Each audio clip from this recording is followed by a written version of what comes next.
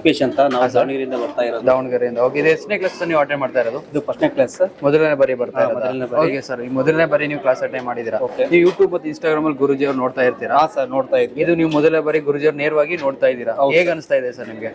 Sir ನಾನು ಕಲ್ಪನೆ ಮಾಡ್ಕೊಂಡಿಲ್ಲ ಸರ್, ಈ ತರ ನಾನು ಲೈಫಲ್ಲಿ ಚೇಂಜ್ ಆಗುತ್ತೆ ಅನ್ಕೊಂಡು. ಓಕೆ ನಾನು ಫಸ್ಟಿಗೆ ಬಂದಾಗ ಮನ್ಸು ಒಂಥರ ಏನೋ ಒಂಥರ ಏನಾಗುತ್ತೋ ಏನೋ ಅನ್ನೋ ತರ ಇತ್ತು. ಓಕೆ, ಹಾಂ ಸರ್. ಬಟ್ ಇವಾಗ ಬಂದಾದ್ಮೇಲೆ ಈ ಮನ್ಸು ಅನ್ನೋದು ಇಲ್ಲೇ ನಾನು ಅಲ್ಲಿಂದ ಬಂದಾಗ ಯಾವ ತರ ಮನ್ಸಿತ್ತು ಆ ಮನ್ಸು ಇಲ್ಲೇ ಬಿಟ್ಟು ಹಾಂ, ಬೇರೆ ಮನ್ಸನ್ನು ತಗೊಂಡು ಹೋಗ್ತಿದ್ದೀನಿ ನಾನು. ಓಕೆ, ಹಾಂ ಸರ್. ಅಂದ್ರೆ ನನ್ನ ಲೈಫಲ್ಲಿ ಈ ತರ ಆಗ್ಬೇಕು ಆ ತರ ಆಗ್ಬೇಕು ಅಂದ್ರೆ ಒಂದು ಏನೋ ಒಂದು ರೀಚ್ ಮಾಡ್ಬೇಕು ಅಂತ ಅನ್ಕೊಂಡು ಹೋಗ್ತಾ ಇದ್ದೀನಿ. ಹಾಂ ತುಂಬಾ ಚೆನ್ನಾಗಿದೆ, ಅಂದ್ರೆ ತುಂಬಾ ಖುಷಿ ಆಗ್ತಿದೆ ನನಗೆ. ಹಾಂ, ಮತ್ತೊಂದ್ಸಲ ಮತ್ತೆ ಬರ್ಬೇಕಂತ ಆಸೆ ಇದೆ ಕ್ಲಾಸಿಗೆ.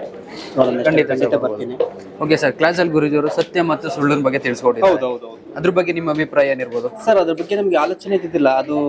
ಅದು ಏನ್ ಸ್ಟಾರ್ಟಿಂಗ್ ಹೇಳಿದ್ರಲ್ಲ ಹಾಂ, ಅದೆಲ್ಲ ನಿಜ ಅಂತ ಅನ್ಕೊಂಡಿದ್ವಿ. ಬಟ್ ಅವ್ರು ಬಿಡಿಸಿ ಹೇಳಿದ್ಮೇಲೆ ನಮಗೆ ಗೊತ್ತಾಯ್ತು ಸತ್ಯ ಯಾವುದು ಸುಳ್ಳು ಯಾವುದು ಅಂದ್ಕೊಂಡು. ಇವಾಗ ನಮ್ಮ ಲೈಫಲ್ಲಿ ಅದನ್ನ ಅಳವಡಿಸ್ಕೊಬೇಕು, ನಾವು ಬೇರೆ ತರ ಚೇಂಜ್ ಆಗ್ಬೇಕು ಅಂತ ಅನ್ಕೊಂತಿದೀನಿ. ಓಕೆ ಸರ್, ಈ ಕ್ಲಾಸ್ ಅಟೆಂಡ್ ಮಾಡಿದ್ರೆ ಗುರೂಜಿ ಅವ್ರ ಬಗ್ಗೆ ಕೇಳ್ತೀನಿ. ಗುರೂಜಿ ಅವರು ನಿಮ್ಮ ಪ್ರಕಾರ ಸತ್ಯನ ಸುಳ್ಳ? ಸತ್ಯ ಸರ್, ಸತ್ಯ 100% ಸತ್ಯ. ನಾನೇನೋ ಅನ್ಕೊಂಡಿದ್ದೆ, ಹಾಂ, ಬಟ್ ಸತ್ಯ ಅದು. ಖಂಡಿತ. ಅವ್ರು ಹೇಳಿದ್ದು ನನಗೆ 100% ಸತ್ಯನೇ ಅದು. Okay sir. ಹಾಗೆ ನೀವೇನಾದರೂ ಬಿಸ್ನೆಸ್ ಮಾಡ್ತಾ ಇದ್ದೀರಾ? ಸರ್ ಬಿಸ್ನೆಸ್ ಅಂತ ಏನು ಮಾಡ್ತಾ ಇಲ್ಲ.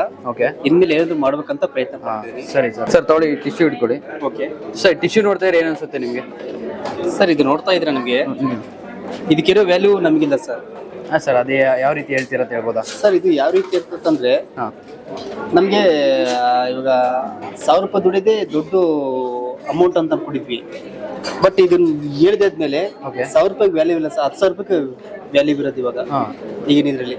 ಸೊ ಅದಕ್ಕೋಸ್ಕರ ಇದು 1000 ರೂಪಾಯಿದು ಡಿಶ್ಯೂ ಇದ್ದಿದ್ದಂಗೆ ಹಾಂ, ಅದಕ್ಕೆ ಜಾಸ್ತಿ ದುಡಿಬೇಕು, ಓಕೆ. ಏನೋ ಮಾಡ್ಬೇಕಂತ ಆಸೆ. ಓಕೆ ಸರ್, ಈ ಕ್ಲಾಸ್ ಇಷ್ಟೊಂದು ತಿಳ್ಕೊಂಡಿದ್ದೀರಾ. ಈ ಕ್ಲಾಸ್ ಮುಗಿದು ಹೋದ ನಂತರ ನೀವು ಯಾವ ರೀತಿ ಬದಲಾವಣೆ ಆಗ್ಬೋದು ಅನ್ಕೊಂಡಿದ್ದೀರಿ? ಸರ್ ನೆಕ್ಸ್ಟ್ ಟೈಮ್ ಬಂದಾಗ ನಾನು ಖಂಡಿತ ಹೇಳ್ತೀನಿ ಯಾವ ಥರ ಬದಲಾವಣೆ ಆಗಿದೆ ಅನ್ಕೊಂಡು. ಅದು ಛಲ ಅನ್ನೋದು ನನಗೆ ಭಾಳ ಹುಮ್ಮಸ್ ಅಂತ ಇದೆ. ಹಾಂ, ಚೇಂಜ್ ಆಗಬೇಕು ಲೈಫ್, ಆ ಥರ ಈ ಥರ ಮಾಡ್ಕೊಂಡ್ಬಿಟ್ಟಿದ್ದೀನಿ. ಓಕೆ, ಚೇಂಜ್ ಆಗಿ ಆಗ್ತೀನಿ ಸರ್. Okay sir. ಕ್ಲಾಸಲ್ಲಿ ಗುರೂಜಿ ಅವರು ಬಿಸ್ಕೆಟ್ ಬಗ್ಗೆ ತಿಳಿಸಿದ್ರು. ಹೌದು, ಬಿಸ್ಕೆಟ್ ಅನ್ನೋದ್ರ ಬಗ್ಗೆ ವಿವರಣೆಗೆ ತಿಳಿಸ್ಕೊಡಿದ್ರೆ ಅದ್ರಲ್ಲಿ ನೀವು ಸ್ವಲ್ಪ ಹೇಳ್ಬೋದಾ? ಯಾವ ರೀತಿ ಏನು ಅನಿಸ್ತು ನಿಮ್ಗೆ ಏನಾದ್ರ ಬಗ್ಗೆ? ಸರ್ ಅದು ತಿನ್ನೋದಕ್ಕೂ ಯೋಚನೆ ಬಂತು ನಮಗೆ. ಆ ಥರ ಏನು ಹೇಳಿದ್ರೆ ಅವ್ರು ನಿಮಗೆ? ಸರ್ ಅದೇ ಹಾಂ, ಈಗ ಯಾವುದೇ ಆಗಲಿ ಈಗ ಅಟ್ಯಾಚ್ಮೆಂಟ್ ಮಾಡ್ತಾರಲ್ಲ, ಓಕೆ, ಇದರಲ್ಲಿ ಏನಪ್ಪ ಅಂತಂದ್ರೆ ಅವರು ಬೇಳೆಕಾಳು ಬೇಯಿಸ್ಕೊಂಡ್ಕೋಸ್ಕರ ಅದೆಲ್ಲ ಇದು ಮಾಡ್ತಾ ಇರ್ತಾರೆ. ಬಟ್ ನಮ್ಗೆ ಏನಪ್ಪ ಅಂದ್ರೆ ನಮ್ಮ ಜೀವನ ಬಗ್ಗೆ ಏನಂದ್ರೆ ನಮ್ಗೆ ಜೀವನಕ್ಕೆ ಏನ್ ಬೇಕೋ ನಾವು ಹಾಂ, ಅದಕ್ಕೆ ಕಾಂಟ್ರಿಬ್ಯೂಷನ್ ಅಂದ್ರೆ ಅದಕ್ಕೆ ನಾವು ಎಷ್ಟು ಟೈಮ್ ಕೊಡ್ತೀವಲ್ಲ ಆ ಟೈಮ್ ನಮಗೆ ನಾವು ಯೂಸ್ ಮಾಡ್ಕೊಂಡ್ರೆ ಲೈಫ್ ಚೆನ್ನಾಗಿರ್ತೀವಿ ಅಂತ ಅನಿಸ್ತು.